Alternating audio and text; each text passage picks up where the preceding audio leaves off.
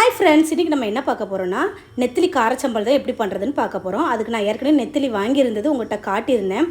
இந்த நெத்திலி கருவாடு எடுத்து நல்லா நீட்டாக க்ளீன் பண்ணி வச்சுக்கோங்க. ஏன்னா இதில் கொஞ்சம் டஸ்ட்டுலாம் இருக்கும்.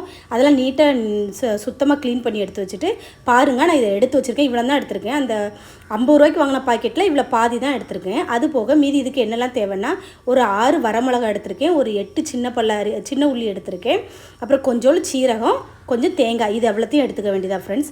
இப்போது இந்த ஒரு சட்டி அடுப்பில் வச்சு, இதுக்கு வந்து மண் சட்டி கொஞ்சம் நல்லா பெட்டராக இருக்கும், அப்படின்னா சீக்கிரம் கரிஞ்சு போகாது. ஒரு மண் சட்டி அடுப்பில் வச்சுட்டு நல்லா சிம்மில் வச்சுருங்க.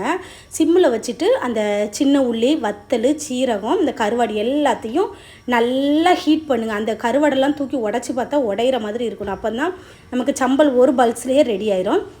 அப்புறம் அதுக்கு தேவையான அளவு உப்பு போட்டுக்கோங்க. பாருங்கள் ஃப்ரெண்ட்ஸ், எவ்வளோ உதிரியாக அழகான சம்பல் ரெடி ஆகிட்டுன்னு பாருங்கள். இது சாப்பிட்றதுக்கு சூப்பராக இருக்கும். இதை எல்லா சாப்பாட்டுக்கும் எடுத்துக்கலாம். தேங்க்யூ.